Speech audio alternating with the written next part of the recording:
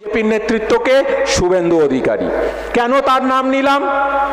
দলের পক্ষ থেকে নেত্রী মমতা বন্দ্যোপাধ্যায় এবং অভিষেক বন্দ্যোপাধ্যায় আমাকে দায়িত্ব দিয়েছেন কাঁথি লোকসভা দেখার জন্যে।